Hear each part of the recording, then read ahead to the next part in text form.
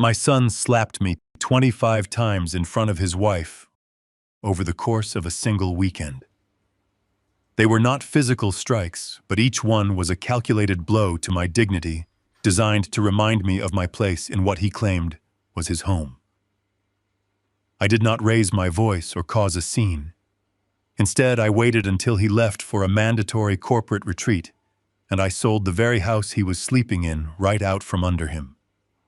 Before I continue this story, let me know where you are watching from in the comments below. Hit like and subscribe if you believe that disrespecting your parents should come with absolute and devastating consequences. My name is Bruce. I am 70 years old, and for 40 years I worked as a heavy machinery contractor. I built a life with calloused hands and aching joints, saving every penny, so my son Justin would never have to know the feeling of bone-deep physical exhaustion. I paid for his college education, his first car, and the tailored suits he wears to his junior finance executive job. But somewhere along the way, the boy I raised to be humble turned into a man obsessed with appearances. He married Megan, a woman whose ambition was matched only by her arrogance. It was a Friday morning, and I was on my hands and knees on the cold marble floor of their master bathroom. The house was a sprawling $1.8 million suburban estate in an exclusive community outside Chicago. It had soaring ceilings, imported tile, and massive glass windows. I lived in the 400-square-foot guest annex attached to the garage. To the outside world, and to my son and daughter-in-law, I was just the live-in handyman. The sink trap had burst the night before. I was wedged under the vanity holding a wrench, my shoulders screaming in protest against the awkward angle. Megan was standing in the doorway, her arms crossed, tapping her foot impatiently. She was wearing a silk robe holding a cup of artisan coffee. "Bruce," she sighed loudly, using my first name instead of calling me Dad. "Are you going to be under there all day? I have a facial appointment at 11, and I cannot have you tracking grease across my white carpets." I wiped my forehead with the back of my arm, leaving a smudge of dirt. "I am almost done, Megan." The threading on the pipe was stripped. It takes time to replace it properly. Justin walked in, adjusting his expensive silk tie in the vanity mirror, completely ignoring the fact that his 70-year-old father was contorted under his sink. "Just wrap it up quickly," he snapped, not even looking down at me. "You should have fixed it yesterday. We are hosting the senior partners tonight, and this place needs to be flawless. Do not make me regret letting you stay here." I tightened the final bolt and pulled myself out from under the sink. My knees popped loudly in the quiet bathroom. Neither of them offered a hand to help me up. I gathered my tools into my rusted metal box. "I will clean up the floor," I said quietly. Just as I reached the hallway, Megan called out after me, "And Bruce, another thing. Your truck. You need to move it." I stopped and turned around. My truck was a 15-year-old battered heavy-duty pickup. It was the truck that had fed our family, the truck I used to drive Justin to his baseball games. "Move it where?" I asked. "Down the street," she read, waving her hand dismissively. "Park it 3 blocks down by the community entrance. My boss and Justin's partners are coming over tonight. We are parking the luxury cars out front. Your rusted piece of junk ruins the entire curb appeal of the property." Justin nodded in agreement, checking his watch. "She is right. It looks terrible. Honestly, it is an eyesore. We are trying to project a certain image tonight, of success, of wealth. Your whole poverty aesthetic in your flannel shirts and work boots is not going to work for us tonight. Stay in your annex while the guests are here." I looked at my son, the boy whose diapers I changed, the boy I carried on my shoulders. He was looking at me with undisguised embarrassment. The urge to yell to remind him of everything I had given him burned in my chest. But I've always been a man who measures his actions. Words are cheap. I simply nodded. "I will move the truck right now." I walked out the front door, the morning sun hitting my face. I climbed into the cab of my old truck, the worn leather seats familiar and comforting. I started the engine, listening to its reliable hum, and drove it 3 blocks down, parking it out of sight just as I was ordered. I walked back toward the estate, my hands shoved deep into my pockets. The walk back took about 15 minutes. The neighborhood was quiet, filled with manicured lawns and towering oak trees. As I approached the house, I decided to walk around the back through the garden to enter my annex directly. The back patio had massive sliding glass doors that were pushed open to let in the breeze. As I walked silently across the stone pavers, I heard Justin's voice carrying over the patio. He was on a phone call, pacing back and forth with a confident, arrogant swagger. "Yes, absolutely," David Justin was saying, laughing smoothly. "The networking dinner is going to be fantastic. I am really looking forward to showing you the new estate. Yes, I bought it outright last year. 1.8 million, but the market is booming, so it was a steal." I froze behind a large decorative planter. Justin continued talking, his voice dripping with false humility. "Well, you know how it is. It is a massive property. I even have a little attached unit out back. I let my destitute father live there out of charity. He went broke a few years ago, so I took him in. It is the least I can do, right? You have to take care of the people who failed to plan for their own future." My breath caught in my throat. Destitute father. Charity. Failed to plan. I did not confront him. I did not storm onto the patio and break his phone. I simply turned around and walked quietly into my small 400-square-foot annex. I locked the door behind me. The space was simple but clean. A small bed, a kitchenette, and a small desk. I walked over to the desk and pulled out a heavy fireproof lockbox from the bottom drawer. I entered the combination and opened it. Inside, resting on top of a stack of investment portfolios and offshore account statements, was a pristine legal document. The property deed to the $1.8 million estate. I picked it up and read the clean-typed words. The property was owned entirely free and clear by a blind, limited liability company called Blue Collar Holdings. And as the sole proprietor of Blue Collar Holdings, I owned every single blade of grass, every marble tile, and every pane of glass in that house. Justin did not own the house. He did not pay a mortgage. He paid zero rent. I had purchased the home through the company and allowed him to live there to help him get a head start on his marriage, keeping my identity as the owner, a secret to teach him responsibility. But now I realized my generosity had only bred a monster. I traced my calloused finger over the official seal on the deed. He wanted to pretend he was the lord of the manor. He wanted to treat me like a disposable peasant. I placed the deed back in the box and closed the lid with a solid, heavy click. I was not going to yell. I was going to let him dig his own grave, and then I was going to push him in. By 7 o'clock that evening, the caterers had transformed the main house into a fortress of luxury.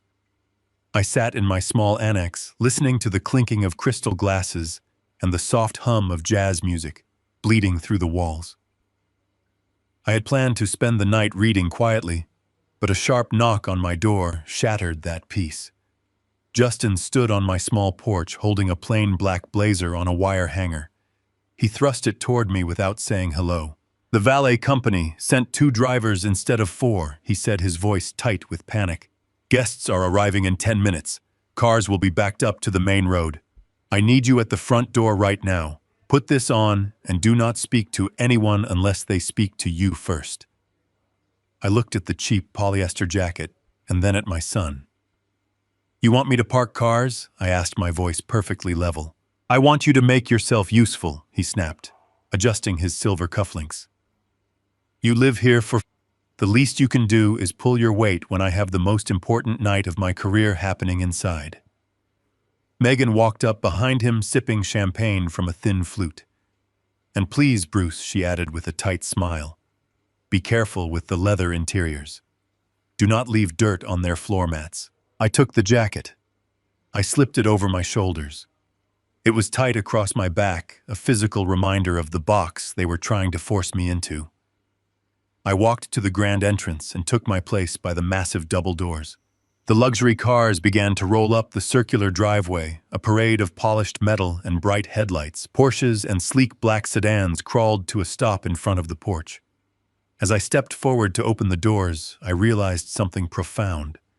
When you wear a black blazer and stand by a car door, you cease to be a human being to the people stepping out. You become a piece of furniture. You become completely invisible. Men in tailored suits tossed their heavy key fobs at my chest without making eye contact.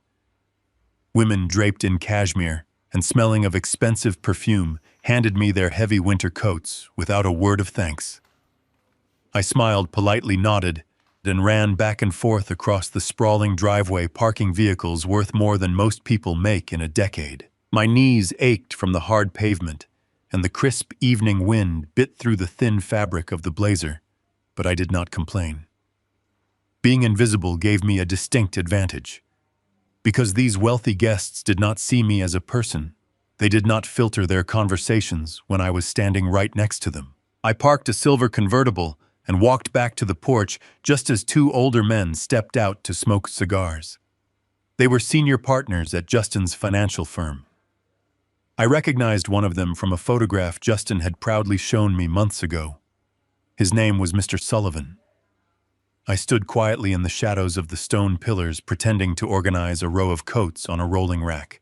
"Justin is trying too hard tonight," Sullivan muttered, puffing on his cigar. "It is all a bit desperate, do you not think?" The other man chuckled, adjusting his scarf. "The kid is over-leveraged, Sullivan. I saw his numbers last quarter. He is living way beyond his means, trying to play in the big leagues. If he does not land the corporate expansion account by next month, he is going to sink fast. I hear he is strapped for cash." I smoothed the collar of a wool coat, my hands steady.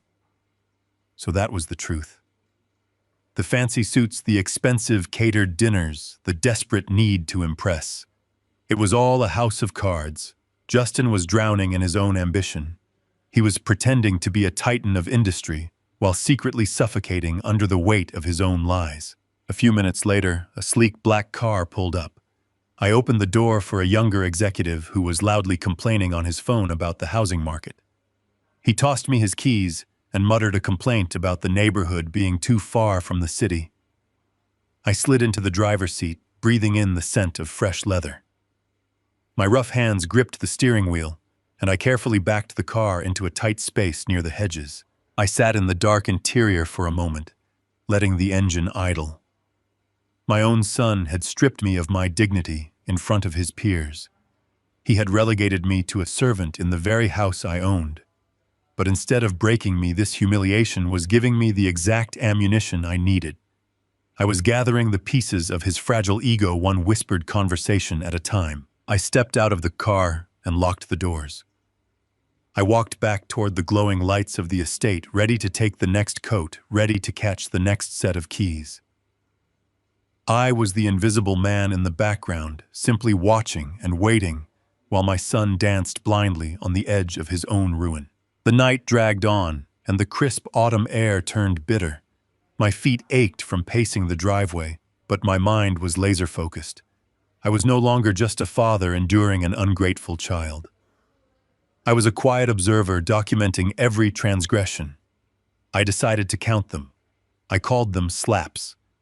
They were not physical strikes, but sharp, stinging blows to my pride and my heart, delivered with precision by the people who were supposed to be my family. Slap number 1 happened when I walked into the grand foyer to grab more coat hangers. Megan breezed past me and handed me her empty martini glass without a single word or a glance in my direction.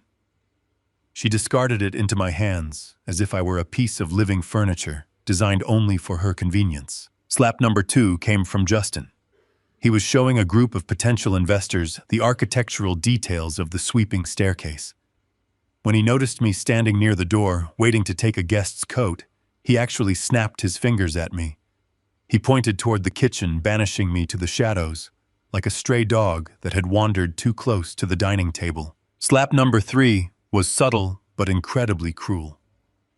A guest asked Justin if I was the hired help for the evening. Justin laughed loudly and told the man that good help is hard to find, especially when you have to settle for the discount option. He chuckled at his own joke, entirely unbothered by the fact that the discount option was his own father. I swallowed the humiliation and stepped into the formal dining room to refill a silver tray of water glasses, trying to remain invisible. The room was bathed in the warm, rich glow of a crystal chandelier. Megan was standing near the fireplace, holding court with a circle of wealthy wives. She tilted her head back, laughing at a joke, and the ambient light caught something sparkling brilliantly at her throat. My breath caught in my chest. The world around me seemed to stop spinning. It was a deep green emerald pendant surrounded by antique diamonds resting delicately on her collarbone. I knew that necklace intimately. I knew the weight of it, and I knew the history behind it. I had purchased it for my late wife 40 years ago after I completed my very first successful contracting job. I had worked grueling 80-hour weeks, my hands covered in blisters and scars, just to afford that stone. It was her most prized possession. Before she passed away, she held my hand and made me promise to keep it safe, to cherish it as a symbol of the life we built from absolutely nothing. I had secured that necklace inside a velvet box and locked it within my private fireproof safe in the guest annex. Megan had not just borrowed a piece of jewelry for a party. She had invaded my sanctuary. She had picked the lock of my private safe and stolen the most precious memory I had of the woman I loved. I stared at the deep green stone, feeling a cold, hollow ache spread through my chest. This was slap number 4. It was no longer just arrogance or youthful disrespect. It was a profound and unforgivable violation. It was outright theft. Megan was wearing my dead wife's legacy as a prop to impress people she barely knew. I felt my hands tremble, gripping the silver tray so tightly my knuckles turned white, but I forced myself to remain silent. I turned around and walked out of the room before my face could betray the storm raging inside me. I retreated to the front porch, letting the freezing night air cool the burning rage in my veins. I stood under the porch light, trying to steady my breathing. A black town car pulled up to the curb, and an older gentleman stepped out. He had silver hair and kind eyes, carrying an aura of genuine class that money alone cannot buy. He handed me his heavy wool coat and smiled warmly. "You have been running all night, my friend," he said, his voice full of sincere appreciation. "It is a bitter evening to be working the door. Thank you for your hard work." He reached into his tailored pocket and pulled out a crisp $100 bill, extending his hand toward me. It was a gesture of respect, a quiet acknowledgement of the hard labor I had been performing all night. I reached out to accept his kindness, but before my fingers could touch the paper, a hand snatched it straight out of the air. It was Justin. He had stepped out onto the porch, flashing his polished white teeth at the older gentleman. He smoothly folded the bill and slid it into his own suit pocket. "I will take care of the staff, Mr. Vance," Justin said smoothly. "We make sure everyone is well compensated here." The older man nodded, completely oblivious to the deception, and walked inside the house. Justin lingered on the porch for a second, after the heavy wooden door closed. He looked at me and his charming smile dropped instantly, morphing into a cold, hard smirk. He patted the pocket where he had just stowed my money. He leaned in close to me, smelling of expensive cologne and expensive wine. "You get free rent, old man," he whispered maliciously. "Consider this $100 your contribution to the utility bill." He turned on his heel and walked back into the warmth of the party, leaving me standing alone in the freezing cold. That was slap number 5. My own son had looked me in the eye and robbed me. He had stolen my money, and his wife had stolen my most sacred memories. The stakes had shifted entirely. They believed I was powerless. They thought I was a weak, destitute old man who would just lower his head and take the abuse because I had nowhere else to go. I closed my eyes and took a slow, deep breath, letting the frigid air fill my lungs. The tally was growing, and my patience was dissolving into something much more dangerous. I was not going to break. I was going to let them build their mountain of sins. I was going to let them steal and mock and parade around in their stolen glory, knowing that I possessed the power to shatter the earth right beneath their feet. The night deepened, and the temperature dropped, but the chill inside the house was far worse. I moved silently through the sprawling rooms, collecting discarded napkins and empty crystal glasses. The wealthy guests treated me like a ghost, moving through their peripheral vision. I was just the tired old man in the cheap, tight blazer. But behind my quiet demeanor, my mind was cataloging every single detail. I walked into the formal parlor to clear a silver tray of half-eaten appetizers. Justin was standing by the towering stone fireplace with a broad-shouldered man holding a glass of expensive bourbon. This was the senior partner man Justin desperately needed to impress, to save his failing career and secure his corporate expansion. As I reached past them for a plate, the partner paused and looked at me with a hint of genuine curiosity. "Justin, who is the older gentleman helping out tonight?" the partner asked, taking a sip of his drink. "He looks somewhat familiar to me." I froze, keeping my back turned toward them. I waited for my son to introduce me, to simply say, "This is my father." Instead, Justin lowered his voice, adopting a tone of fake sympathetic sorrow that made my stomach churn. "Oh, that is just Bruce," Justin whispered, sighing heavily. "He is my father, actually. We had to take him in recently because his mind is slipping badly. Early onset dementia, they think. It is incredibly tragic, but keeping him busy with simple, repetitive tasks around the house keeps him grounded and stops him from wandering off into traffic." That was slap number 6. I was not just stealing my money or my dignity anymore. He was actively erasing my sanity. He was painting me as a broken, mindless burden simply to elevate his own image as a merciful savior in front of his boss. I gripped the edge of the heavy silver tray, my jaw locked so tight my teeth ached. I wanted to turn around and speak with perfect clarity to prove to that room that my mind was sharper than it had ever been. But I swallowed the bitter taste of betrayal and kept walking. If he wanted them to think I was oblivious, I would play the part perfectly while I tightened the noose. The next 2 hours were a blur of calculated indignities. Slap 7 happened when a younger executive spilled a sticky cocktail on his expensive leather shoes. Justin tossed me a damp bar towel and ordered me to get on my hands and knees to wipe it off, refusing to let the man clean his own mess.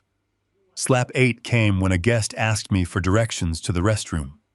Before I could speak, Megan cut me off loudly, telling the guest not to confuse the poor old man with complex questions. Slaps 9, 10, and 11 were a rapid-fire sequence of pure disrespect.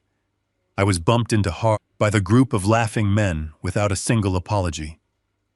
I was handed dirty toothpicks directly into my bare palm.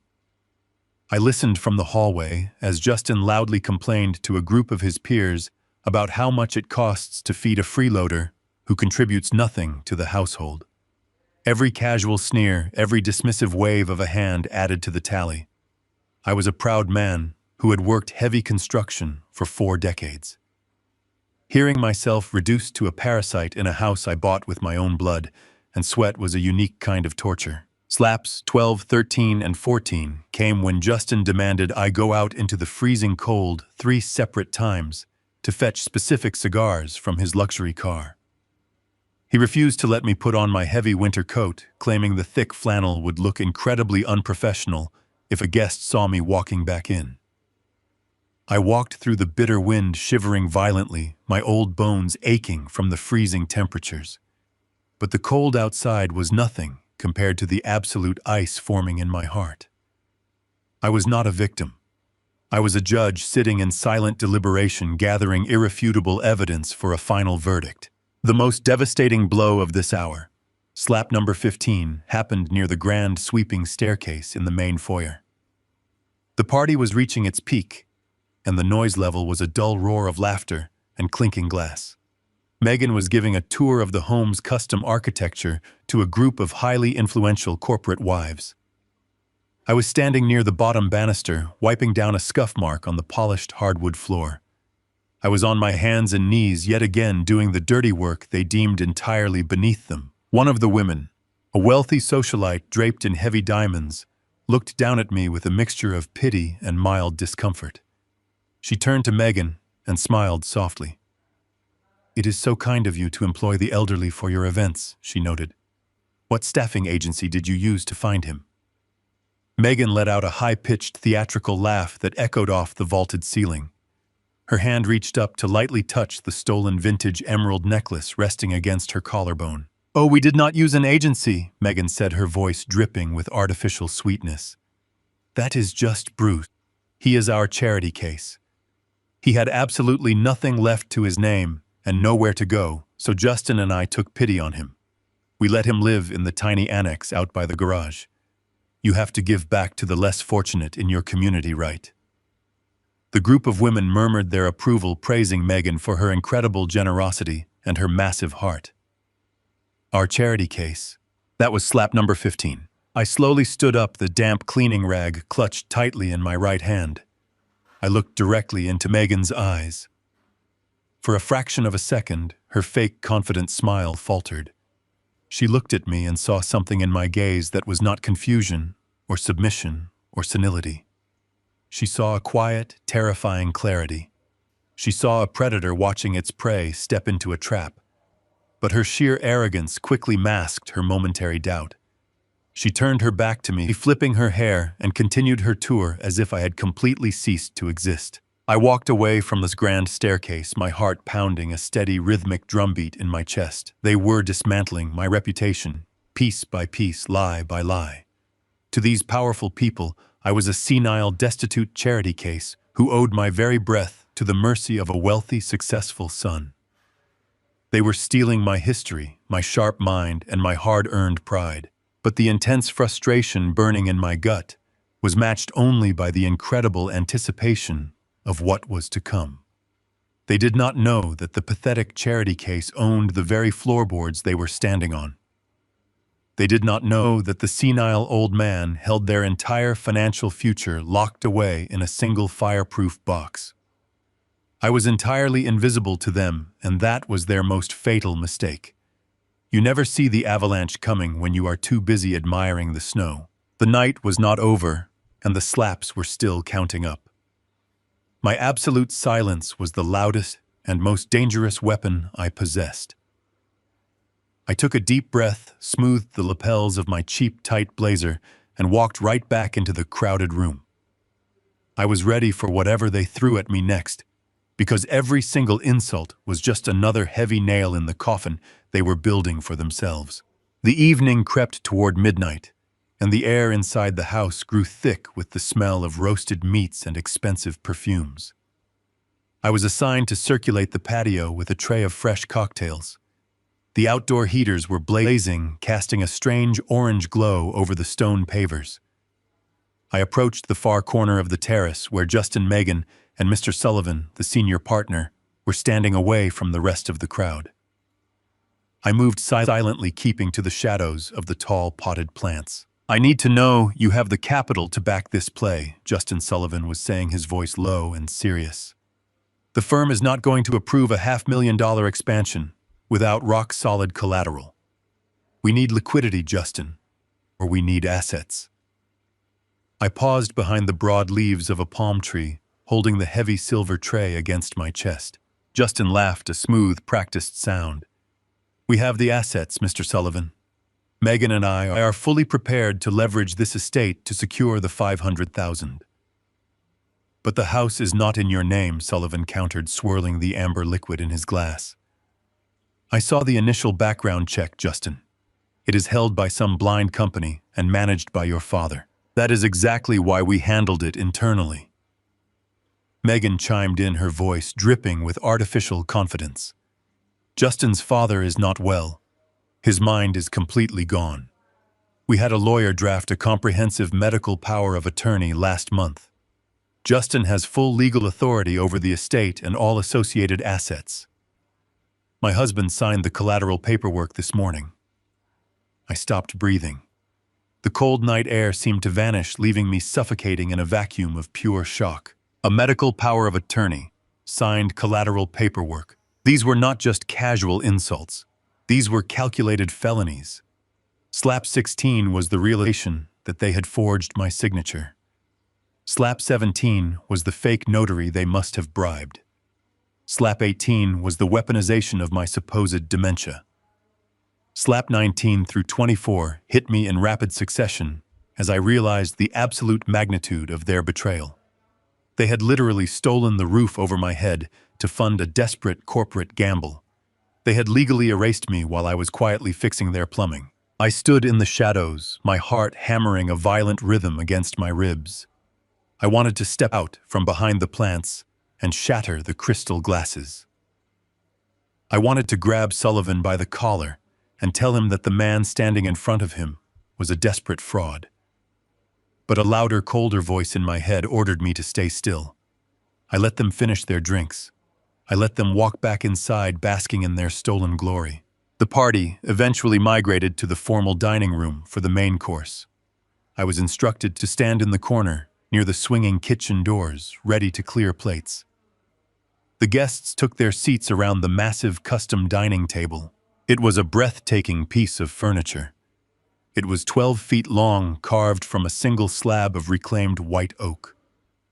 I knew every grain of that wood. I had spent 4 months in my dusty workshop, meticulously sanding the edges, treating the surface with natural oils, and building the heavy iron legs. I had built that table as a wedding gift for Justin and Megan, hoping they would raise their future children around it.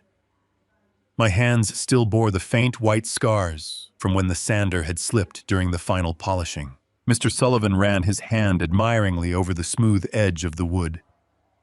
"This is an absolutely magnificent piece, Justin," he said, his voice echoing slightly in the large room. "The craftsmanship is flawless.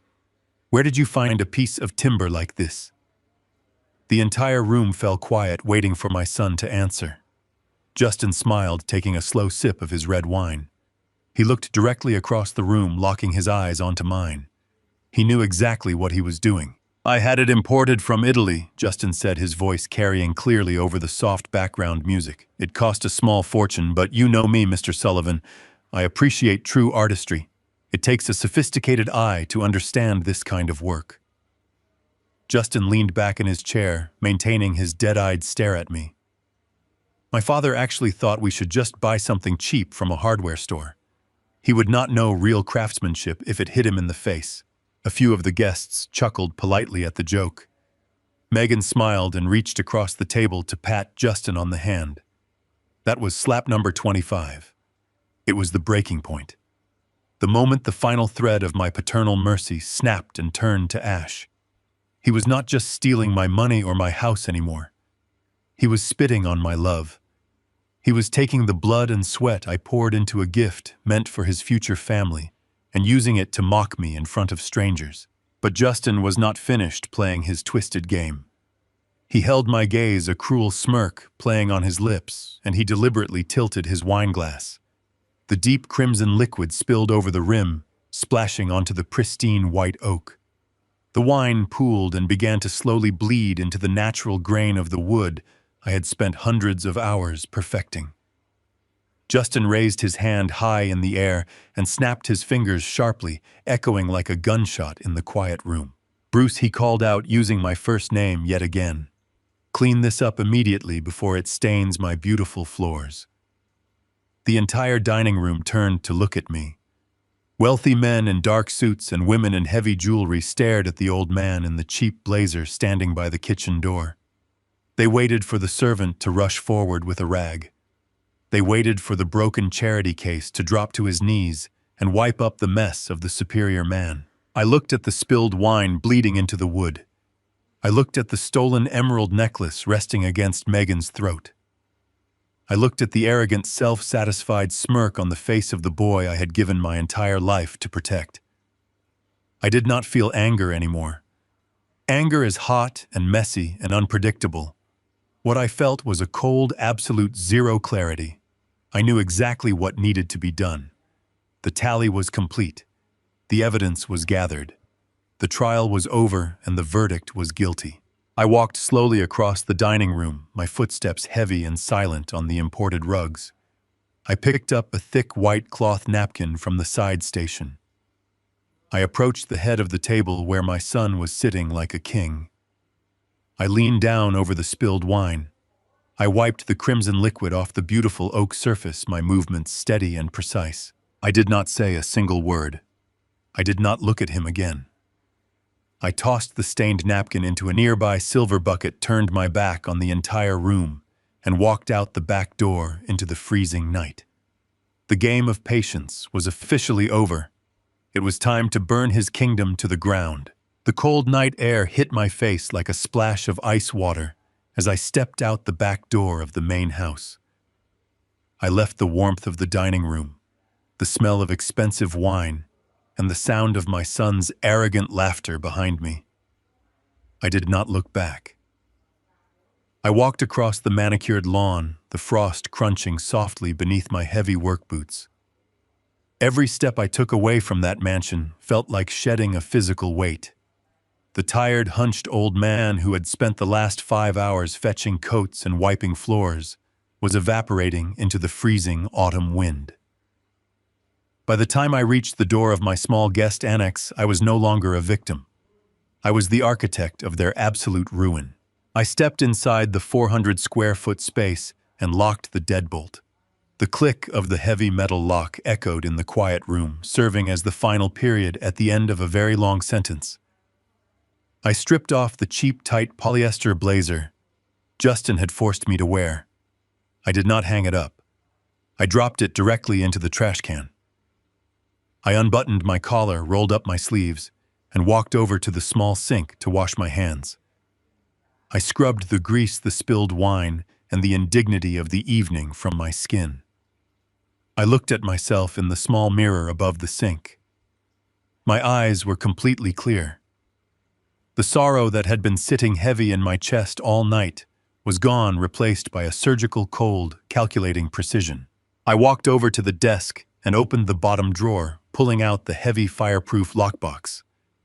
I spun the dial, entered the combination, and opened the lid. I bypassed the property deed this time and reached underneath it, pulling out a thick black smartphone.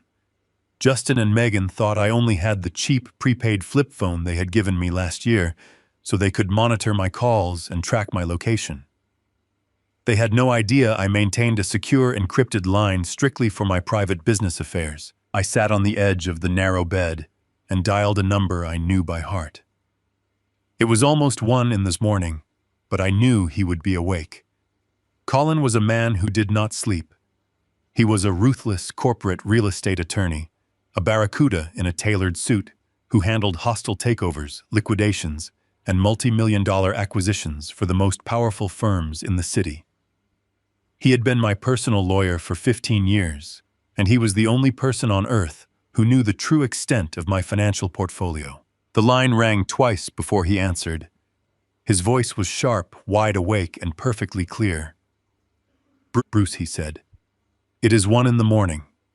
Tell me you are calling from a beach in the Caribbean, and that you finally decided to retire." "I am calling from the annex, Colin," I replied, my voice perfectly level. "And I need you to listen to me very carefully. I am only going to say this once." The tone of my voice instantly shifted the dynamic. Colin stopped typing on whatever keyboard he was working on. The background noise on his end vanished. He knew me well enough to know I never called at this hour unless the ground was shifting beneath our feet. "I have your full attention, Bruce. Tell me what is happening." I laid it out for him with absolute clinical detachment. I told him about the networking dinner. I told him about the stolen emerald necklace resting against my daughter-in-law's throat. I told him about the spilled wine and the imported Italian table. But then I gave him the information that mattered. I told him what I had overheard on the patio between Justin Megan and the senior partner of the financial firm. "Justin is pitching a $500,000 corporate expansion," I explained to Colin. "He told his boss that he has the assets to back the play. He is leveraging the estate as collateral for the investment." Colin let out a sharp, harsh breath. "Bruce, that estate is held by your blind, limited liability company. Justin does not own a single brick of that house. How exactly is he leveraging a property he does not own? That is the part you are going to love." "Colin," I said, staring at the blank wall of my tiny room.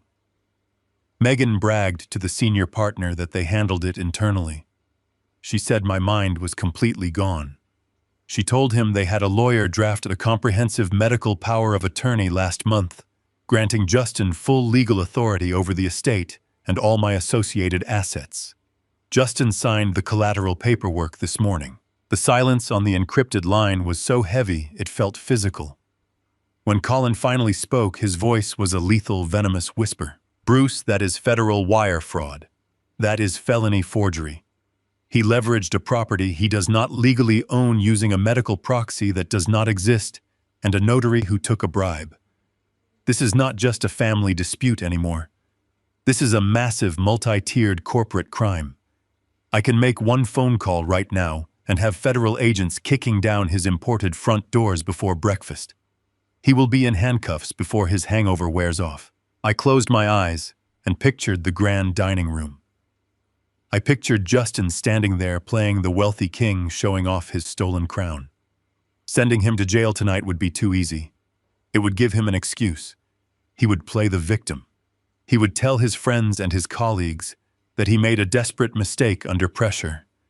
He would retain a shred of his dignity. I was not going to leave him a single shred. "No, Colin," I said firmly. "I do not want the police yet. If he goes to jail tonight, he gets to be a martyr. I want to take away the one thing he values more than his freedom. I want to take his image. I want to take his kingdom, and I want to do it so thoroughly that he never recovers." "What are your orders?" Bruce, Colin asked, his voice dropping into pure business mode. I took a deep breath. "We are initiating Protocol Zero." I heard Colin shifting in his leather chair. Protocol Zero was a contingency plan we had drafted nearly a decade ago. It was a scorched earth legal strategy designed for hostile corporate raids. It was a mechanism to instantly liquidate assets, dissolve physical holdings, and completely erase a footprint within 24 hours to prevent a hostile takeover. I had never needed to use it in business. I was now adapting it to dismantle my own son. "You understand the gravity of what you are asking," Bruce Collins said carefully, measuring his words. "If we execute Protocol Zero on the residential estate, we bypass the standard market. We sell to a corporate developer for cash at a heavy discount to secure an immediate close. Once I file these papers, the house belongs to a faceless corporation. Justin will be legally trespassing the second the ink dries. He will be homeless. He will be financially ruined because he leveraged his career on fake collateral. There is no unwinding this once I hit the button." "I mud his choice when he claimed he imported my wedding gift from Italy," I replied, my voice devoid of any warmth or hesitation. "He made his choice when he stole my wife's necklace and treated me like a stray dog." "Do it, Colin. Prepare the corporate buyer. I want the sale finalized within 48 hours. Consider it done, Bruce. What is your window for the physical extraction?" "Justin and Megan are leaving tomorrow morning for a mandatory overnight corporate retreat," I explained, mapping out the timeline in my head. "They will be gone for exactly 36 hours. They think they have me backed into a corner. They think I am too arthritic to sign their fake insurance papers until Friday. That is our window." Colin let out a dark, admiring chuckle. "You are a terrifying man, Bruce. I will have the corporate buyers ready with the cash transfer by tomorrow afternoon. I will dispatch the extraction team to handle the physical property. Sleep well, my friend. The war is already won." I hung up the phone and placed it back inside the fireproof box. I lay down on the narrow bed, staring up at the ceiling. The sounds of the party in the main house had finally died down. The wealthy guests had gone home.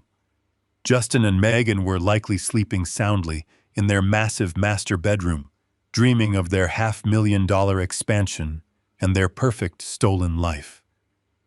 They had no idea that while they were sipping expensive wine and laughing at the old man in the cheap blazer, the old man had just legally erased the ground beneath their beds.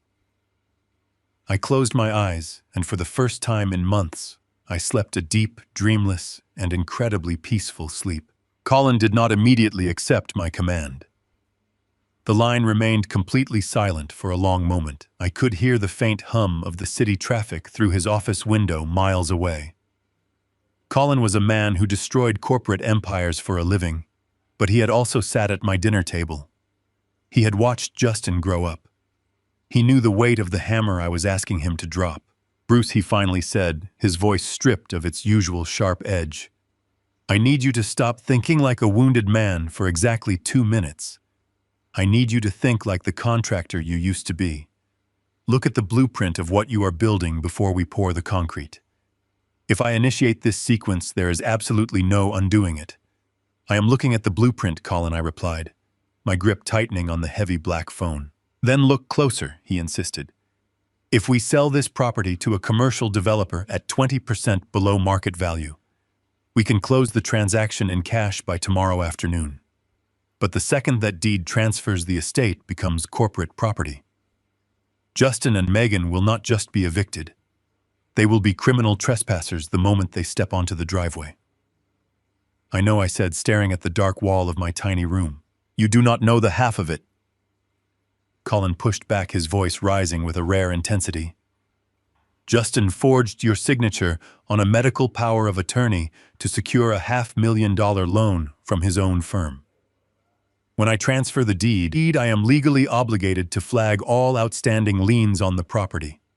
That means I have to notify his firm that the collateral is completely fraudulent. His bosses will not just fire him, Bruce. They will permanently blacklist him. He will face federal wire fraud charges. He will lose his career, his reputation, and his freedom. He will be utterly and completely ruined by Monday morning." The words hung in the quiet air of the annex. Ruined. My own son. A sudden, suffocating wave of grief washed over me. For a fleeting moment, the cold armor I had built around my heart cracked. I did not see the arrogant executive who had snapped his fingers at me to clean up spilled wine. I saw a 7-year-old boy with a missing front tooth, proudly holding up a crooked birdhouse he had tried to build with my spare lumber. I remembered the nights I worked until my hands bled, just so he could go to the private school across town. I remembered the pride in his eyes when he got his first job.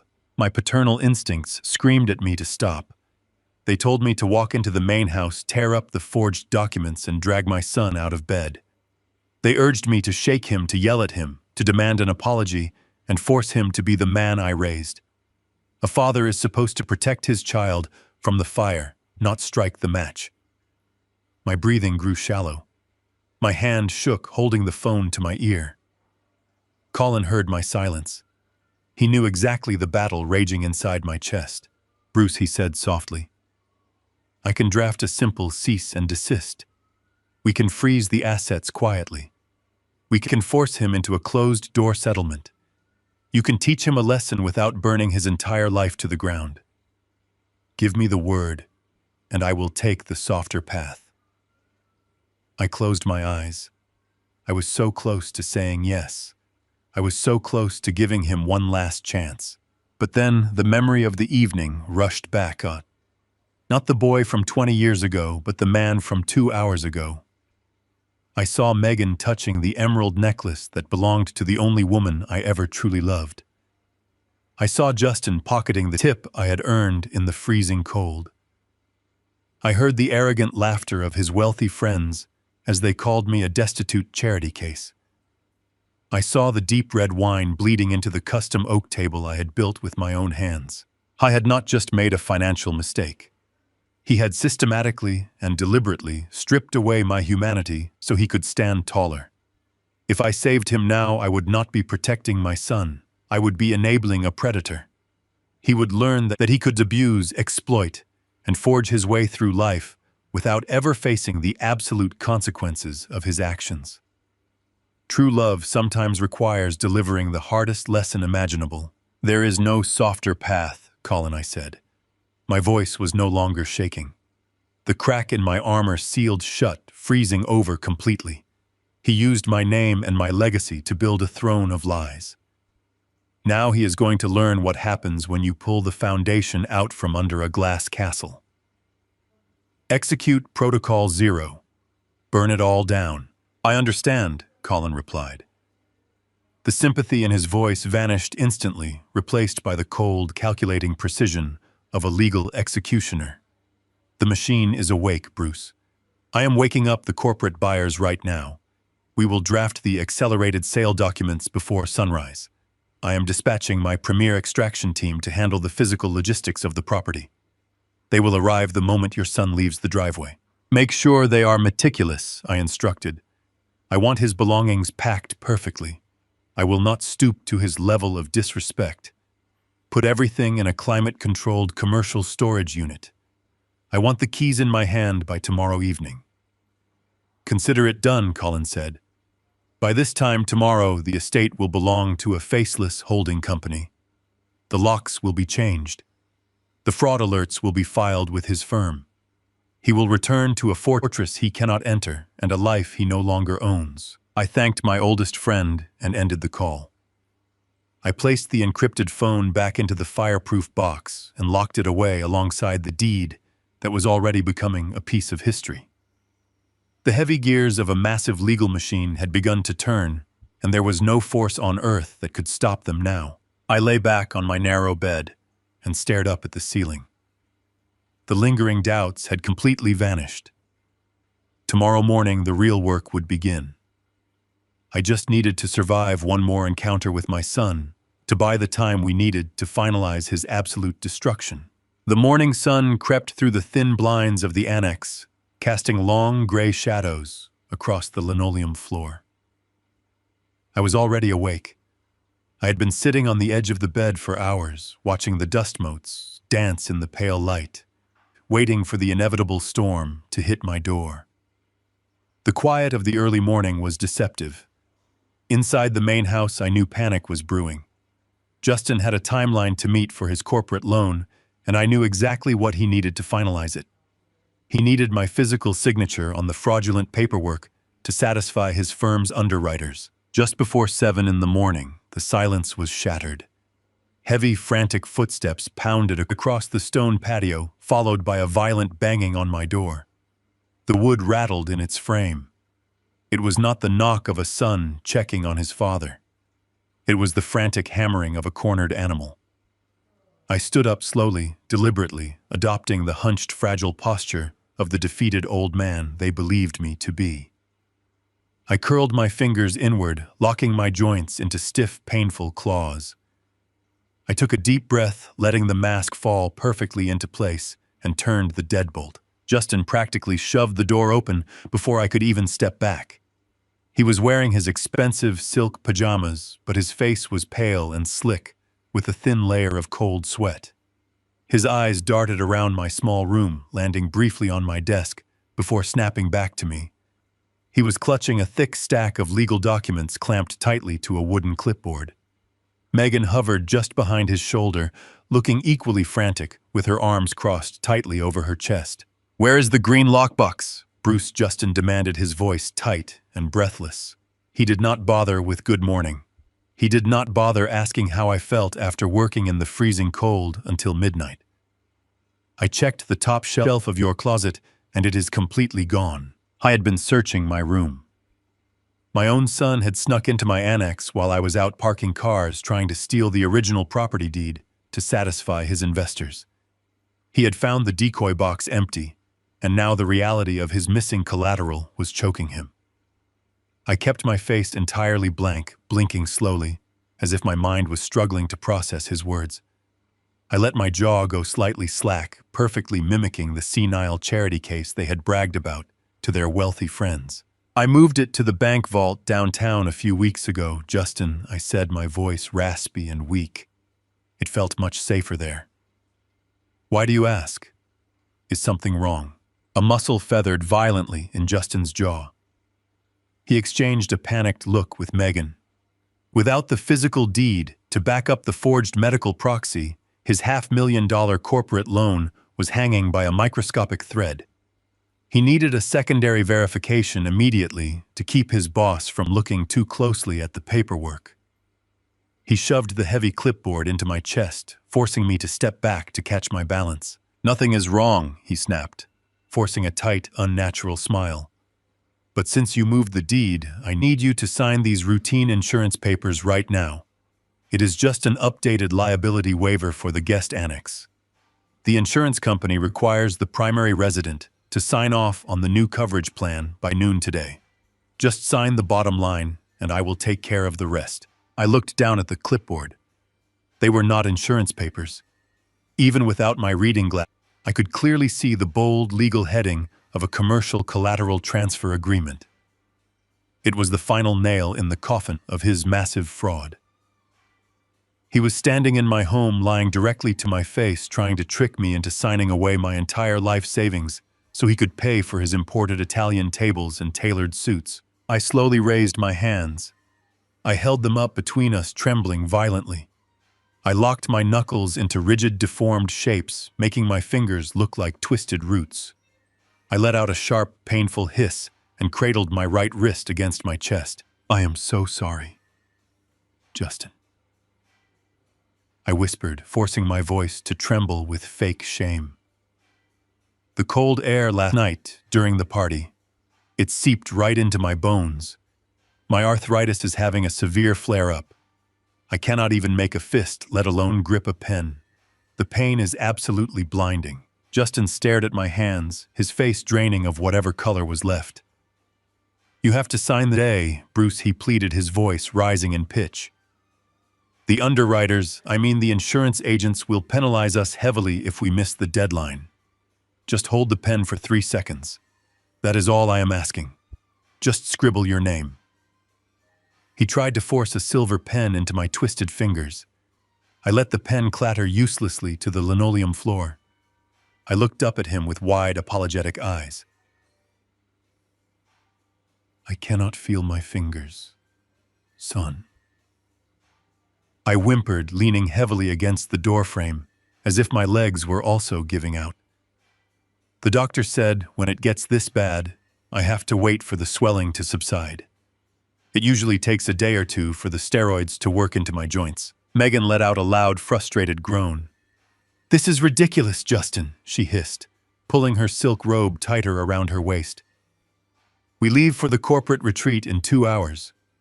We are going to be gone all night. If he does not sign this before we leave, your boss is going to start asking questions we cannot answer. Tell him to try harder." I lowered my head, hiding the absolute triumph shining in my eyes. They were leaving for their mandatory overnight retreat today. They were going to be out of the house, completely isolated from the property for the next 36 hours. It was the exact window Colin and I needed to execute Protocol Zero. I just needed to keep them on the hook. "I will take a double dose of my medication right now," I promised, looking up at Justin with a pathetic, pleading expression. "By tomorrow evening, the swelling will be completely gone. When you and Megan get back from your retreat on Friday, I will sign whatever you need. I promise, Justin. Friday evening. You have my word." Justin ran, a trembling hand through his perfectly styled hair. He was trapped. He could not physically force my hand to write without the signature looking like a forgery, and he could not risk making me suspicious by explaining the true nature of the documents. He had built his entire strategy on the assumption that I was a weak, oblivious old man. Now that very weakness was the exact thing blocking his path. "Fine," he spat, picking the pen up off the floor and snatching the clipboard back against his chest. "Friday evening. The absolute second we pull into the driveway, you are signing these papers. Do not leave the house. Do not do any heavy lifting. Just sit here and rest your hands until we get back." I nodded obediently, keeping my hands curled tightly against my chest. "I will be waiting right here," I said softly. "Have a wonderful trip." Justin turned on his heel and stormed back across the patio, with Megan trailing closely behind him, muttering angrily about how I ruined everything. I watched them disappear into the massive glass doors of the main house. The second the lock clicked shut, my posture completely transformed. The trembling stopped. My back straightened. I uncurled my fingers and flexed my hands. My joints felt perfectly fine. I walked back to my small desk and looked at the clock. It was 7:30 in the morning. They would be packing their bags and loading the car within the hour. By 9 in the morning, they would be driving down the highway, completely blind to the devastation gathering behind them. I picked up my encrypted phone and sent a single text message to Colin. The arthritis act worked. The targets are leaving the property. Start the clock. The trap was officially set. I had just bought myself exactly 48 hours of uninterrupted silence. 48 hours to dismantle a kingdom, to pack up their stolen lives, and to lock them out of their own illusions forever. I poured myself a cup of black coffee and sat by the window waiting for their luxury car to roll down the driveway for the very last time. The morning light caught the polished hood of Justin's luxury sport utility vehicle as he loaded their designer leather weekend bags into the trunk. I stood perfectly still behind the thin curtains of my annex window, watching them prepare for their corporate retreat. Megan walked out of the main house wearing oversized sunglasses and a cashmere coat, stepping carefully in her expensive heels. She did not look toward my room. She simply slid into the passenger seat, checking her reflection in the mirror. Justin slammed the trunk shut with a heavy thud. He adjusted his collar and checked his expensive watch. He looked entirely pleased with himself. In his mind, he had successfully navigated a crisis. He believed he had intimidated a weak old man into submission and secured the massive corporate loan he desperately needed. He thought his financial future was guaranteed by the end of the week. Before getting into the driver's seat, Justin walked over to my window. I quickly slumped my shoulders and cradled my right hand against my chest, looking up at him through the glass with tired, defeated eyes. He tapped on the window pane twice. He pointed at my hands and then pointed at the ground, mouthing the words to stay inside and rest. He flashed a brilliant, arrogant smile. I nodded slowly, offering him a weak, pathetic wave. Satisfied with his absolute control, he turned around and walked back to his vehicle. The heavy doors closed, sealing them inside their bubble of leather and false security. The engine roared to life, shattering the quiet morning air. I watched as the tires rolled over the immaculate paved driveway, crunching softly against the fallen autumn leaves. The car reached the end of the property, paused at the manicured stone gates, and then turned right, disappearing completely from view. The silence that followed was absolute. I stood by the window for exactly 5 more minutes, tracking the seconds in my head. I waited until I was absolutely certain they had merged onto the main highway, heading far away toward the mountains for their retreat. Once the 5 minutes passed, I stepped back from the window. The transformation was instantaneous. I dropped my shoulders and stood up straight. The agonizing pain I had feigned in my hands vanished without a trace. I flexed my fingers, spreading them wide and curling them into tight, powerful fists. My joints did not ache. My bones were not brittle. I was a man who had spent 4 decades lifting steel and pouring concrete. And my hands were still strong enough to tear down the very foundation of the house my son was trying to steal. I walked to the small kitchenette and poured the remaining cold coffee down the drain. I did not need caffeine anymore. My veins were flooded with cold, pure adrenaline. I crossed the room to my desk and opened the bottom drawer, pulling the encrypted black phone from the heavy fireproof box. I dialed Colin. The phone rang only once before he answered. I told Colin they were gone. I confirmed that the vehicle had left the property and they were scheduled to be hours away, completely unreachable, in a remote corporate lodge until tomorrow evening. Colin did not waste time with pleasantries. He told me the corporate buyers were sitting in his downtown conference room right now. They had the cashier checks drafted and the expedited transfer documents ready to sign. He told me the commercial moving fleet was parked 2 blocks away, idling in a vacant commercial lot, waiting for my signal. He told me the locksmiths and the private security contractors were following right behind them. He asked me one final time if I was ready to execute the protocol. I looked around my tiny 400-square-foot room. I thought about the decades I spent sacrificing my own comfort, so Justin could have the best of everything.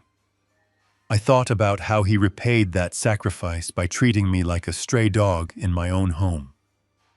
I thought about the forged medical proxy that sought to erase my sanity and my legal rights. I told Colin to spring the trap. I told him to sell the estate. I authorized him to accept the 20% market discount to ensure the cash cleared immediately. I gave him the green light to dispatch the moving trucks to the front gates. Colin confirmed the orders. His voice was sharp and methodical. He told me he was sliding the sale documents across the conference table to the buyers at this exact moment. He promised me that by sunset, the estate would be legally owned by the corporate developer, and my son would have absolutely nothing to his name except a massive fraudulent debt. I ended the call and slipped the phone into my pocket. I grabbed my old canvas duffel bag from this closet. I did not have much to pack. A few flannel shirts, some work pants, my heavy boots, and the framed photograph of my late wife. I zipped the bag closed and slung it over my shoulder. I walked out of the guest annex and stood in the center of the massive backyard. The house loomed over me with its massive glass windows and imported stone columns. It was a beautiful monument to greed and arrogance. It was a glass castle built entirely on lies. From down the street, I heard the heavy, unmistakable rumble of commercial diesel engines approaching. The moving trucks were arriving. The extraction team was here. The eviction protocol had officially begun. I took a deep breath of the cold morning air, feeling a profound sense of peace settle over my mind. I walked toward the front driveway, ready to dismantle a kingdom. The roaring engines of the commercial moving trucks settled into a low idle along the street. A sleek black town car pulled into the driveway, gliding smoothly over the imported stone pavers my son loved to show off to his friends. The heavy doors opened, and Colin stepped out first. He was wearing a dark, sharp suit that looked entirely out of place against the quiet suburban morning. Behind him were two men and a woman, all carrying heavy leather briefcases. They were the Wolves. They were corporate developers who specialized in buying distressed properties for immediate cash. They walked toward me. I was standing near the front porch with my old canvas duffel bag slung over my shoulder. The lead developer, a man with slicked back hair and a hungry look in his eyes, surveyed the massive glass windows and the sprawling manicured lawn. I could see the greed practically vibrating off him. He thought he was taking advantage of a desperate old man liquidating his assets in a panic. He had no idea he was simply the executioner I had hired to drop the axe on my own son. We did not go inside the house. I did not want them walking on the floors I was about to give away. We walked over to my 15-year-old pickup truck. Colin placed a thick stack of legal documents flat on the rusted hood of the truck. The cold morning wind whipped around us, but no one complained about the chill. The developers were entirely too eager to close the deal. The lead buyer tapped an expensive gold pen against the paperwork. He looked at me with a patronizing smile. He confirmed the terms out loud, just to make sure the confused old man understood what was happening. He said they were prepared to wire the funds immediately. But he reminded me that, as agreed, the purchase price was exactly 20% below the current market appraisal. He told me that was a very steep discount. He asked me if I was absolutely certain I wanted to proceed with this valuation. I stared at the bold numbers printed on the top contract. 20% of a $1.8 million estate was a staggering amount of money. It was hundreds of thousands of dollars evaporating into thin air with a single stroke of a pen. My mind flashed back to the days I spent pouring concrete in the blistering summer heat. I remembered the winters I spent framing houses with frozen fingers, wrapping my hands in thick tape just to keep working. I remembered the years of skipping vacations, driving old cars, and saving every single spare penny just to build my financial foundation. I was literally throwing away a lifetime of hard-earned wealth. A rational businessman would never take a hit like this. It was financial suicide. But I was no longer a rational businessman. I was a father administering the ultimate and most painful penalty. I looked at Colin. My lawyer watched me closely, his eyes completely neutral, waiting for my final command. He had warned me about this financial hemorrhage the night before. He knew what it cost me to build this empire from nothing. He knew the blood and sweat that those numbers represented. He gave me a look that silently asked if I was truly prepared to burn this bridge. I looked back at the developer. The 20% discount was not a loss. It was an investment. It was the absolute premium I was willing to pay to guarantee a 24-hour all-cash closing. I needed the transaction fully cleared and legally untouchable before my son returned from his corporate retreat. I needed the locks changed and the deed transferred before Justin could even attempt to leverage his forged medical proxy with his senior partners. The money I was leaving on the table was simply the heavy price of pure, unadulterated justice. I took the gold pen from the developer. It felt strange and heavy compared to the wooden carpenter pencils I was used to holding all my life. I leaned over the rusted hood of my truck. I pressed the tip to the heavy paper and signed my name. I signed every page, every addendum, every transfer of ownership. My handwriting was firm and clear. There was no arthritis today. There was no hesitation in my fingers. I signed away the walls, the roof, the imported tile, and the manicured lawn. I signed away the kingdom my son thought he ruled. Colin took the completed documents and handed them to the corporate representatives. The lead developer stepped away to make a quick phone call to his banking associates. The silence in the driveway was heavy, broken only by the distant hum of the idling moving trucks waiting down the road. Less than 2 minutes later, Colin felt his phone buzz in his jacket pocket. He pulled it out, checked the encrypted screen, and nodded to me. He confirmed that the massive wire transfer had successfully cleared the holding accounts.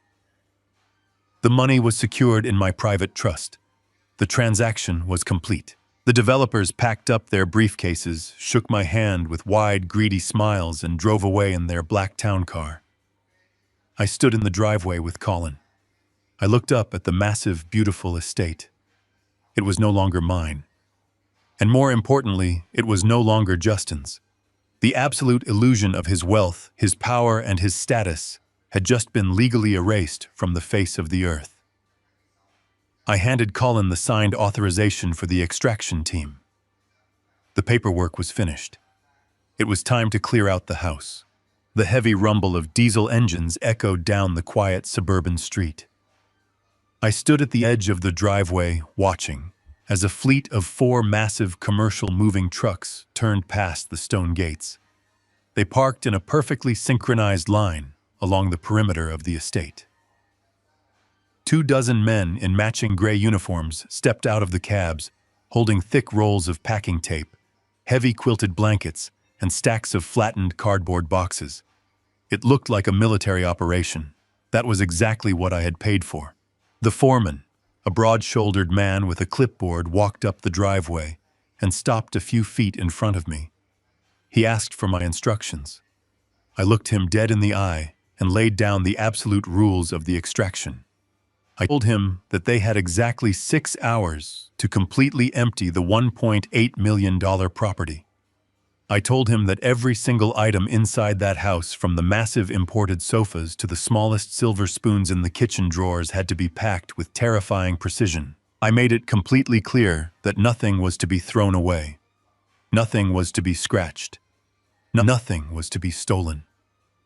I told him I wanted the fragile items wrapped in triple layers of bubble wrap.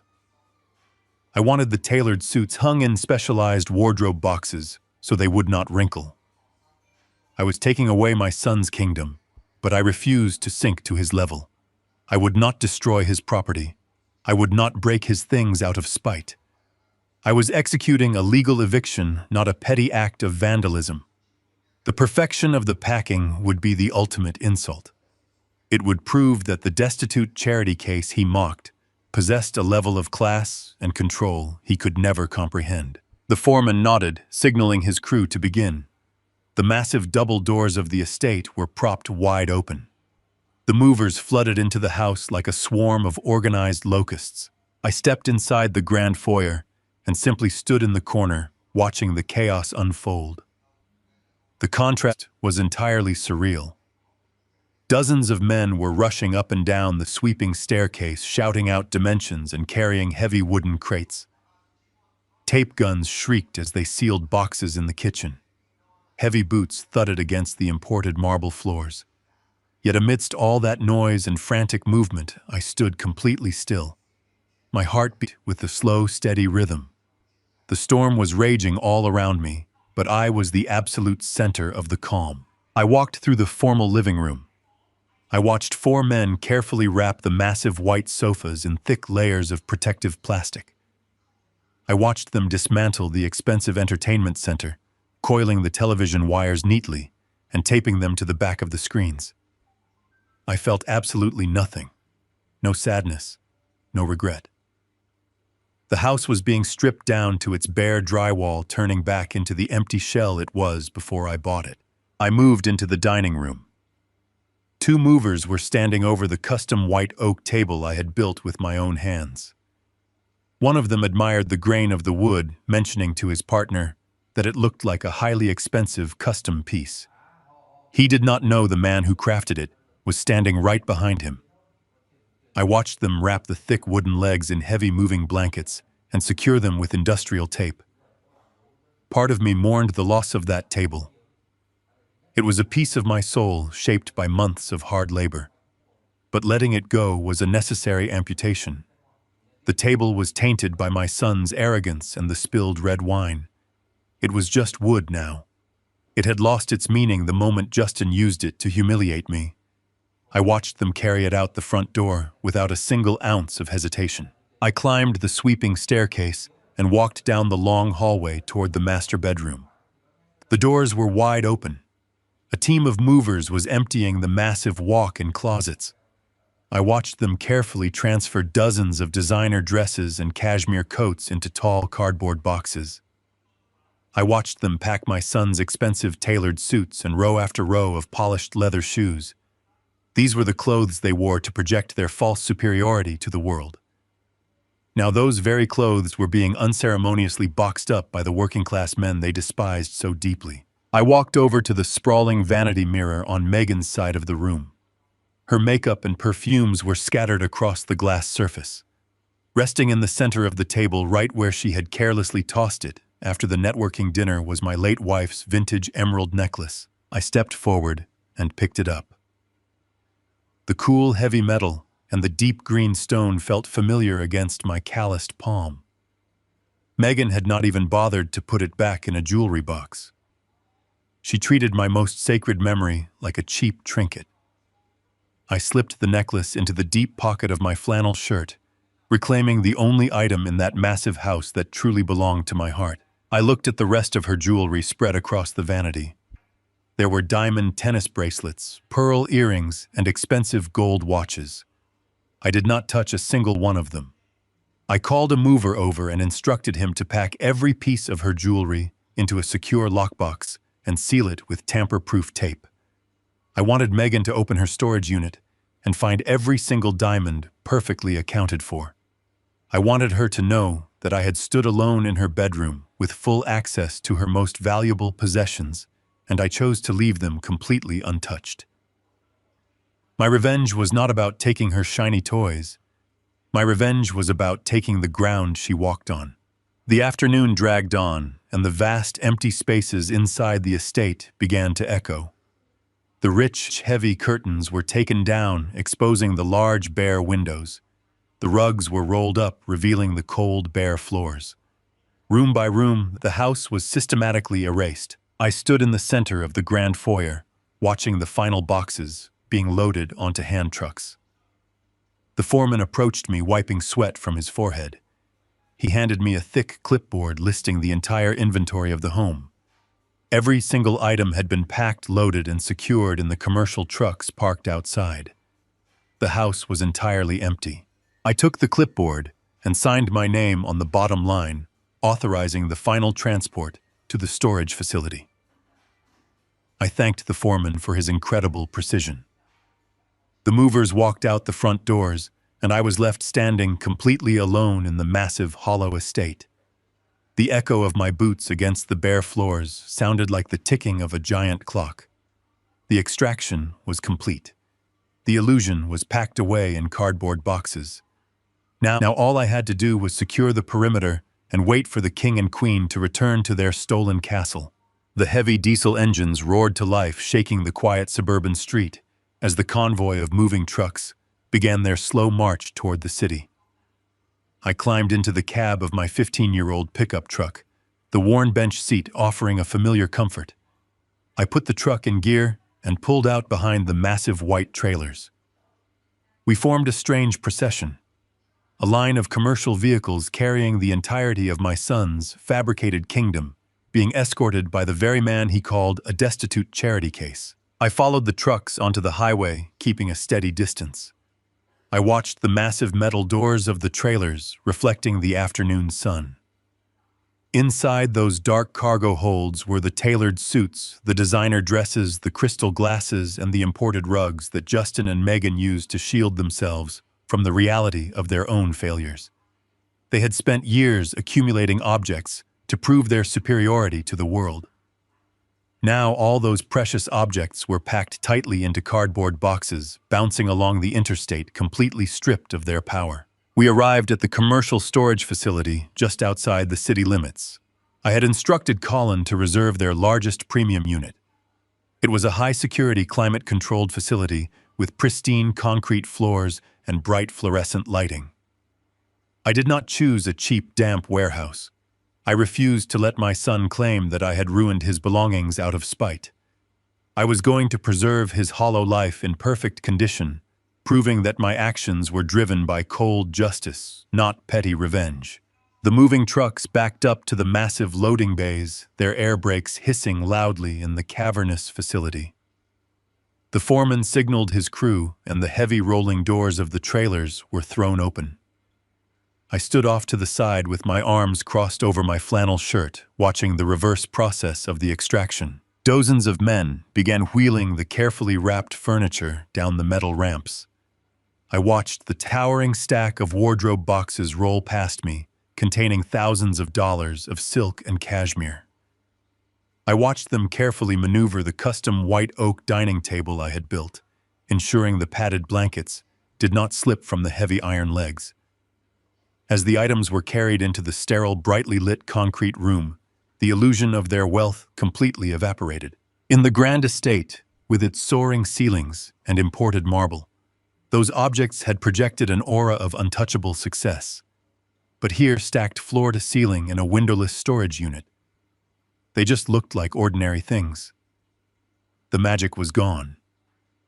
Stripped of the mansion, Justin and Megan were just two people with far too much stuff and no ground to put it on. The movers worked with incredible efficiency. Box after box was stacked with architectural precision, creating a towering wall of cardboard and moving blankets. The massive 10 by 30-foot room slowly filled up, reaching its absolute capacity. I stood at the threshold observing the meticulous organization. Not a single box was crushed. Not a single piece of furniture was scratched. The extraction had been flawless. The foreman approached me carrying his thick clipboard. He handed me the final inventory manifest, a document. Dozens of pages long detailing every single item that had been removed from the estate. I reviewed the signatures, confirming that the chain of custody was complete. I thanked him for his team's professionalism and handed him a generous cash tip, pulling the bills from my old leather wallet. The movers packed up their equipment, loaded their ramps, and drove their empty trucks out of the facility, leaving me completely alone in the echoing concrete hallway. I walked down the corridor toward the facility management office. A polite manager behind a glass partition processed the rental agreement. I handed her my corporate card and prepaid the rent for the premium unit for exactly 1 month. I wanted to ensure that Justin had a narrow window to retrieve his life before the facility auctioned it off. I was forcing him to face reality, but I was not going to let a stranger buy my late wife's emerald necklace or my handmade table at a blind auction if things escalated. I signed the rental agreement in my name, naming Justin as the only authorized secondary contact, but exclusively withholding the physical access rights. The manager handed me a heavy brass padlock in its original plastic packaging. I thanked her and walked back down the long, brightly lit corridor toward the open storage unit. I stood at the threshold, looking at the mountain of boxes one last time. This was the sum total of my son's adult life. Everything he valued, everything he used to measure his worth against others, was sitting in the dark, waiting for him. I reached up and grabbed the handle of the heavy corrugated steel door. I pulled it down with a smooth, forceful motion. The metal door slid along its greased tracks and slammed against the concrete floor with a deafening, echoing crash. The sound was incredibly final. It was the sound of a vault sealing shut on a life built entirely on deceit. I tore the plastic packaging off the brass padlock. I slid the thick, curved metal bar through the steel latch on the door, pulling it tight. I squeezed the lock with my calloused hand, pushing the mechanism down until it secured with a heavy, definitive click. I pulled the small silver key from the bottom of the lock. I held it in the palm of my hand, staring at the jagged edges of the metal. It weighed almost nothing, but it was the heaviest object I had ever held. This single piece of silver was no longer just a key. It was the ultimate physical manifestation of my reclaimed power. It was the absolute, undeniable proof that the invisible handyman, the destitute father, had completely outmaneuvered the arrogant finance executive. Justin thought he held all the cards. He thought his forged medical proxy and his cruel jokes had stripped me of my agency. But he was about to return from his luxurious corporate retreat to find that his mansion belonged to a faceless corporation, and his entire material existence was locked behind a steel door. And the only way to open that door was to stand in front of the man he had humiliated and ask for the key. I slipped the silver key into the deep chest pocket of my flannel shirt, right next to the vintage emerald necklace I had reclaimed from Megan's vanity. The cold metal rested against my heart, a quiet reminder that the hardest part of the war was already won. I turned away from the locked steel door and walked down the long, silent corridor toward the exit. The afternoon sun was beginning to dip lower in the sky, casting long shadows across the parking lot. I climbed back into my 15-year-old pickup truck and started the engine. The storage transfer was complete. The trap was fully loaded. Now all I had to do was drive back to the estate meet with the commercial locksmiths and stand on the empty porch, waiting for the king to return to a castle he no longer owned. I pulled my rusted truck back into the long, circular driveway of the estate.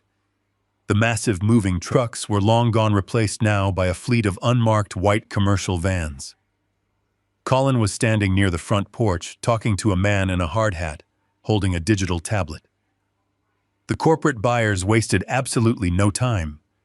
They were taking physical possession of their new asset, and they were not taking any chances with the security of a property they had just purchased for over $1 million in cash. I walked up the stone steps, listening to the high-pitched whine of industrial power drills echoing from inside the empty foyer.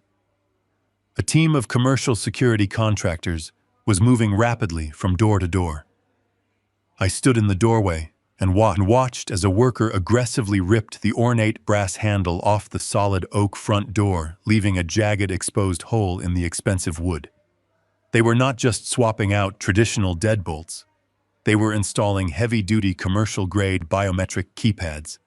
Thick black steel boxes with glowing red digital interfaces replaced every polished brass fixture.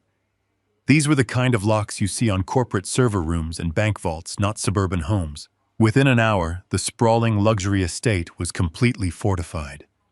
Every entry point, every sliding glass patio door, and every garage access panel was sealed behind a blinking digital wall.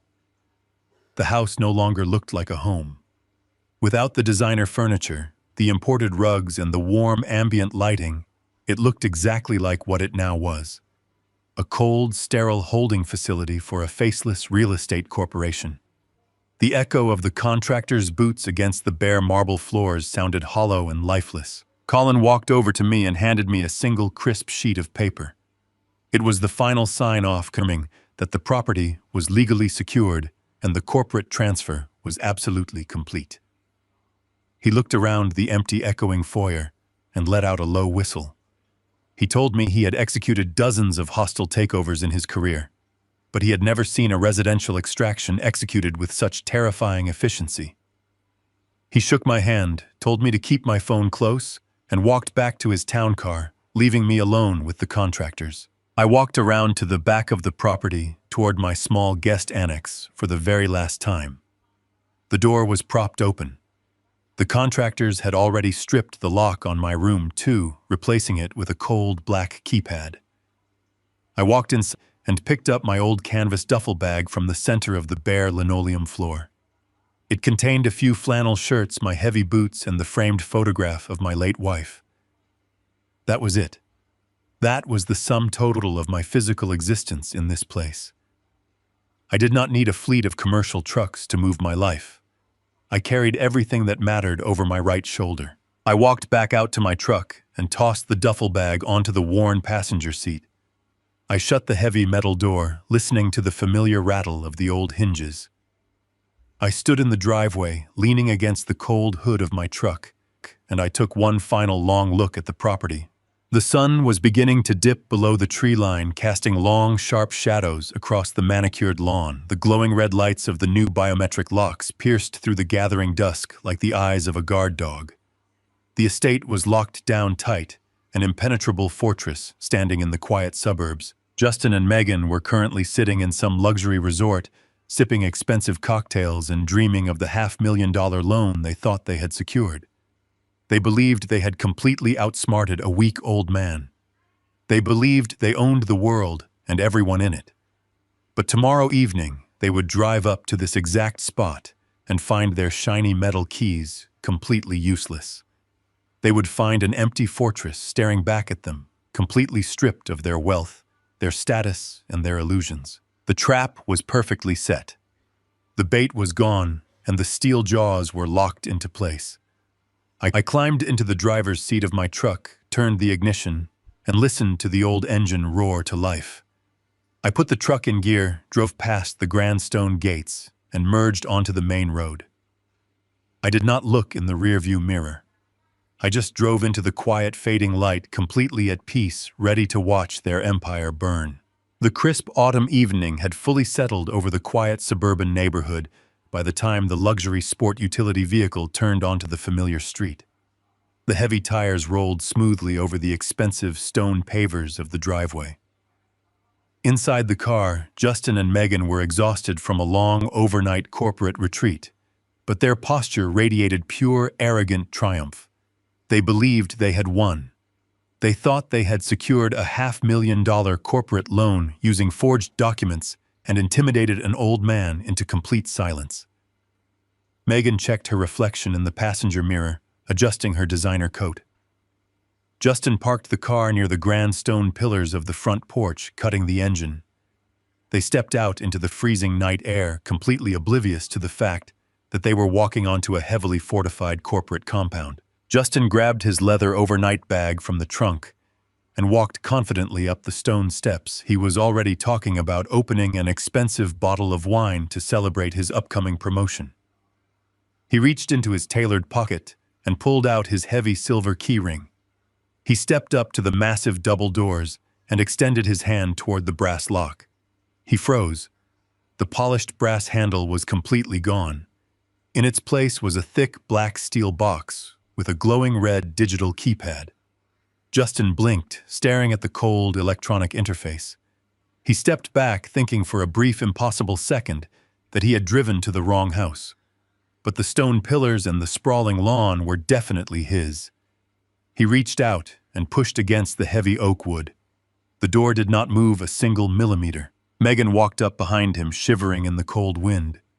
She asked him what was taking so long and why he was just standing there. Justin muttered that something was wrong with the door. He assumed his father had made a terrible mistake and hired a contractor to replace the locks without asking him. His confusion quickly boiled over into entitlement and rage. He pounded his fist against the heavy oak door, shouting my name, demanding that I open it immediately. He expected the weak old man to come shuffling to the foyer, apologizing for the inconvenience. He expected the door to swing open so he could march inside and reclaim his stolen throne. But the house remained completely dark and entirely silent. From the deep shadows near the side of the sprawling porch, a heavy-set figure stepped forward into the glow of the red digital lights. It was not a confused old man in a cheap blazer. It was a massive man wearing a dark tactical uniform and heavy boots. A silver badge gleamed on his chest, reflecting the dim porch lights. He was a professional private security contractor hired by the corporate developers to protect their newly acquired million-dollar asset. The guard stopped at the top of the steps, looking down at Justin and Megan with absolute cold authority. He placed his hands on his utility belt and asked them to step away from the entrance immediately. Justin let out a loud, arrogant laugh, completely failing to read the danger of the situation.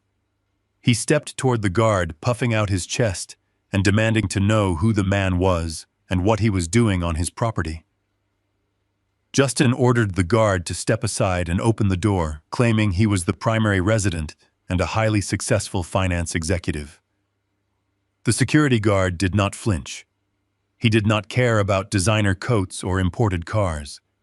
His voice was deep and completely devoid of emotion when he informed them that they were standing on private commercial property. He clearly stated that the estate belonged to a corporate holding company and that anyone lacking authorized biometric access was considered a criminal trespasser. Megan let out a sharp gasp, clutching her designer bag to her chest. She looked at Justin, her eyes wide with sudden panic.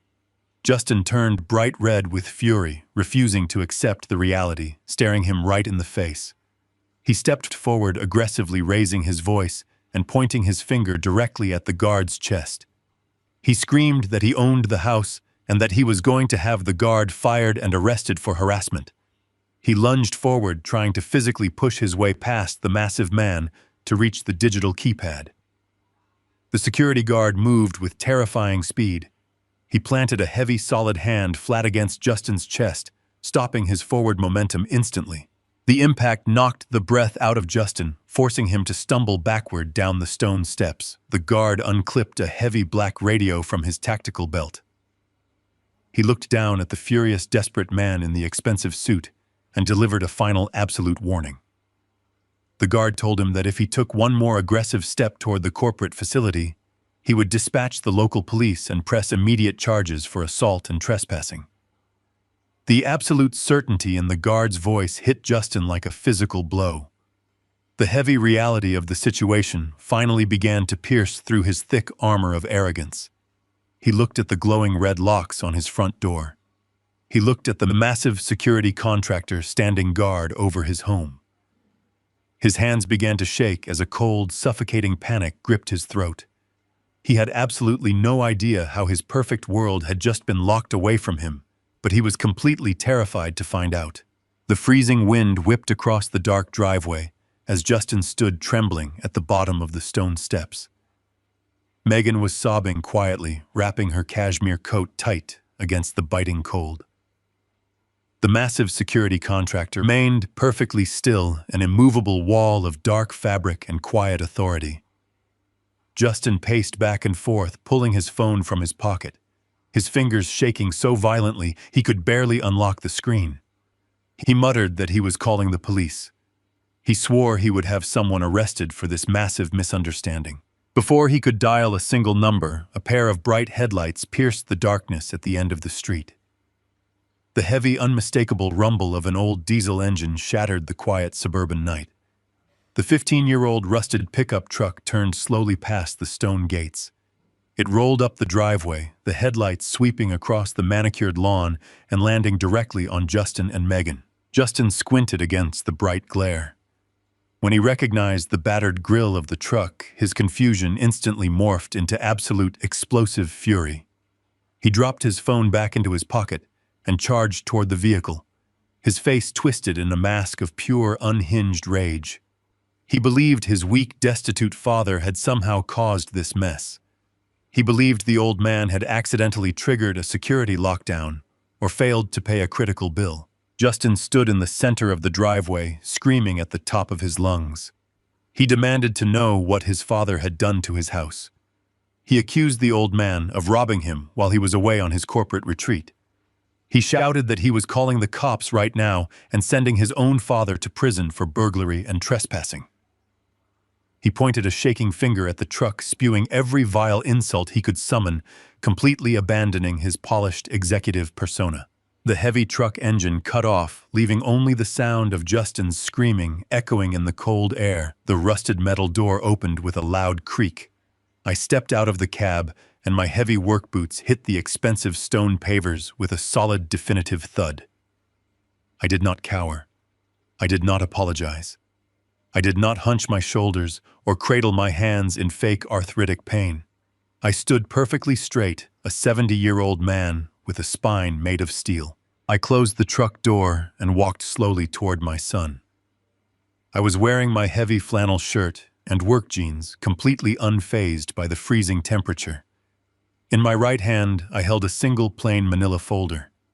I did not say a word as I closed the distance between us. The sheer force of my absolute calm was like a wall of ice. Justin continued to scream, but his voice began to falter as I drew closer. He noticed my posture. He noticed the steady, dangerous clarity in my eyes. The pathetic charity case he loved to mock had vanished completely. But what finally silenced him was the reaction of the security guard. As I reached the edge of the porch, the massive tactical guard did not order me to step back. He did not ask for my identification or tell me I was trespassing on corporate property.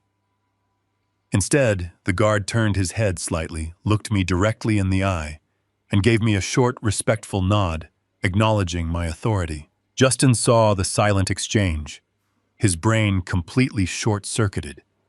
He looked from the massive, heavily armed guard to his flannel-wearing father. The arrogant threats died in his throat. He opened his mouth, but no words came out. The absolute reality that I was in complete control of the situation began to crush him like a physical weight.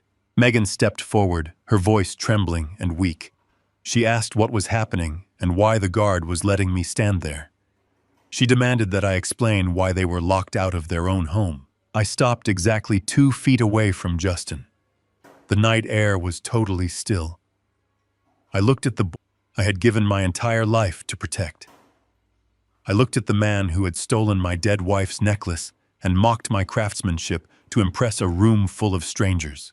There was no pity left in my heart. There was only the quiet, absolute delivery of pure justice. I raised my right hand and extended the manila folder toward his chest. I did not raise my voice. I did not shout or curse. I spoke with a quiet, lethal authority that cut straight through the freezing wind. I told him to open the folder. Justin stared at the plain brown paper. His hands were shaking so hard he could barely lift his arms. He slowly reached out and took the folder from my grip, holding it as if it were a live explosive. He looked down at it and then back up at me, his eyes wide with a terrifying, desperate realization. He finally understood that the glass castle he built had just shattered into a million tiny pieces. The truth was resting right there in the palm of his trembling hands. Justin opened the thick manila folder. The autumn wind caught the edge of the heavy paper, but his hands were gripping it so tightly his knuckles were completely white. He looked down at the first document. It was the official bill of sale and the newly recorded property deed. He stared at the bold black letters, trying to make sense of the legal terminology. He read the name of the blind limited liability company that had owned the house, and he read my name listed as the sole proprietor. Then he read the name of the massive corporate developer that had purchased the estate entirely in cash that very morning. The blood completely drained from his face, leaving him looking like an absolute ghost standing in the freezing driveway. He finally realized that he had never owned a single blade of grass on that sprawling property. He realized that this massive mansion he used to project his fabricated wealth to the world had belonged to the destitute charity case all along. I had sold the ground right out from under his feet while he was sitting in meetings at his corporate retreat. He dropped the first page, letting it flutter uselessly onto the cold stone pavers. Megan stepped closer, shivering violently, and looked over his trembling shoulder to see the second item in the folder. It was a small silver key taped to a pristine white invoice. She picked up the key, staring at the attached commercial storage facility tag. I told them that their designer clothes, their expensive furniture, and their stolen luxury lifestyle were locked inside a windowless concrete room across town.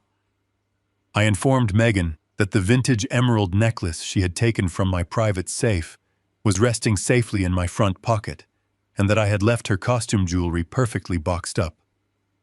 She read the invoice attached to the key. It was a meticulously itemized bill for 36 months of back rent for occupying the main house along with the immense costs of the commercial extraction team. It was a staggering debt, totaling well over $100,000. Megan let out a sharp, breathless sob that echoed across the empty yard. Her knees gave out completely, and she collapsed onto the cold, hard stone of the driveway, weeping bitterly into her expensive cashmere coat. She realized that she had no mansion, no jewelry, and absolutely nowhere to sleep. The high society life she had built by stepping on my dignity was entirely gone. She was sitting on the freezing ground, with nothing but a storage unit key and a massive bill she could never afford to pay. But the absolute final blow was waiting on the last page of the folder. Justin pulled out the final document, and his eyes locked onto the official letterhead of Collins' powerful law firm. It was a formal legal notice of fraud. The document detailed the forged medical power of attorney and the fraudulent collateral paperwork Justin had submitted to his senior partners to secure his corporate loan. The notice explicitly stated that his firm had been legally notified of the forgery and the impending federal investigation early that afternoon. Justin stopped breathing. The cold night air seemed to completely leave his lungs. He knew exactly what that piece of paper meant. His boss, Mr. Sullivan, had already received the fraud alert and seen the undeniable proof. His career as a finance executive was instantly and permanently destroyed. He would be blacklisted from every major financial institution in the country. The federal authorities would be opening an investigation into the wire fraud by Monday morning. His entire future, his freedom, and his reputation had been vaporized with a single legal notice. He fell to his knees, landing hard on the driveway right next to his sobbing wife. The heavy silver keyring he had used to try and open the front door slipped from his numb fingers and clinked sharply against the stone. He looked up at me from the ground, his eyes wide and completely hollow. He was no longer the arrogant king of a glass castle. He was a broken, ruined man, staring up at the father he had systematically tried to destroy. I looked down at the two of them shivering and weeping in the freezing night. I did not feel any pity or remorse. They had dug their own graves with their immense greed, their blinding arrogance, and their relentless cruelty.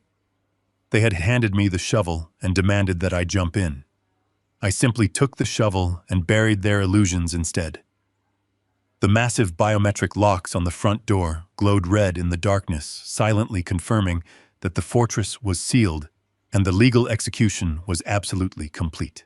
Megan lifted her head from the cold stone pavers. Her expensive makeup ran down her face in dark, messy streaks. She hugged her cashmere coat tightly against the freezing autumn wind, sobbing uncontrollably. She looked up at me with wild, desperate eyes, completely stripped of the arrogant superiority she had paraded around the networking party. She screamed, asking me what they were supposed to do now. She demanded to know where they were supposed to sleep tonight, since I had locked them out of their own home and taken all their money. Her high-pitched voice echoed down the quiet suburban street, completely ignored by the massive security guard standing on the porch. I looked down at her, crying, on the driveway. I looked at Justin, who was still kneeling on the freezing ground, staring blankly at the legal notice of his ruined career. I remembered the grand dining room. I remembered the heavy custom oak table I had built with my own scarred hands. I remembered Justin smirking at his wealthy boss, claiming he had imported my hard work from Europe just to make me look like a pathetic fool. The corners of my mouth lifted into a very small, cold smile. I looked at my son and told him I heard they have great imported Italian benches at the park downtown. The words landed with absolute, devastating precision. Justin slowly raised his head, his hollow eyes meeting mine. He recognized the callback instantly. The cruel joke he had used to humiliate me in front of his elite colleagues had just been weaponized and handed right back to him. The absolute weight of his failure crushed whatever fight he had left in his body. He lowered his head back toward the cold stone, completely broken. There was nothing left to say. The trial was over and the sentence had been fully executed. I turned my back on them. I did not wait for a response or a meaningless apology. I walked away from the glowing red biometric locks and the massive security guard. I walked across the driveway and climbed into the cab of my 15-year-old rusted pickup truck. I shut the heavy metal door and turned the key in the ignition. The old diesel engine roared to life, easily drowning out the pathetic sound of Megan's sobbing. I put the truck in gear and pulled away from the grand stone pillars, leaving my son and his wife sitting on the freezing ground. I merged onto the main road and drove off into the deep, quiet night, entirely at peace. The fallout over the next few months was absolute and unforgiving.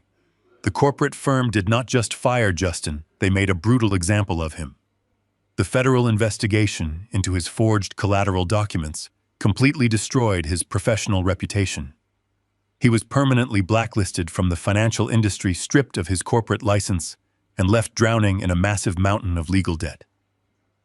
The glamorous high society lifestyle he craved so desperately vanished overnight, leaving him with absolutely nothing. Megan could not endure the harsh reality of a working-class existence. The moment the luxury cars were repossessed and the storage unit was auctioned off to pay their massive legal fees, she packed whatever clothes she could carry and left him. She moved into a tiny, cramped apartment on the noisy industrial side of the city, forced to take a grueling minimum wage job just to keep the lights on. The glass castle they had built together shattered into dust, and they were both left to walk barefoot across the broken pieces. I never saw or spoke to either of them again. I did not need to. I took the immense cash payout from the corporate developer and left the sprawling, wealthy suburbs completely behind me. I drove hundreds of miles up north into the deep, quiet woods and purchased a beautiful timber cabin sitting right on the edge of a crystal-clear lake. It was a modest, simple home surrounded by towering pine trees and fresh mountain air, far away from the toxic greed of the city. I woke up early this morning, just as the golden sun began to crest over the calm water. I walked out onto my wooden porch, wearing my heavy flannel shirt and my old work boots. I sat down in a handcrafted rocking chair, holding a warm mug of black coffee in my strong, steady hands. There were no luxury cars parked outside. There were no arrogant executives demanding I wipe their floors. There were no lies and absolutely no betrayals. There was only the gentle sound of the morning wind moving through the tall trees and the soft ripple of the lake against the rocky shore.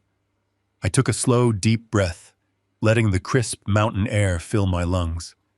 I took a sip of my dark coffee and smiled, enjoying the absolute perfect silence I had finally earned. The greatest lesson I learned from this ordeal is that family is not simply determined by blood. True family is built on mutual respect and genuine loyalty. For decades, I believed that being a good father meant sacrificing my own dignity to ensure my son had an easier life. But I finally realized that enabling arrogance and greed is not love. We must never allow our kindness to be mistaken for weakness. Setting firm boundaries, even when it requires dismantling the life you built for them, is the most profound act of self-respect. If this story resonated with you, please hit the like button, subscribe to the channel, and share your thoughts in the comments below.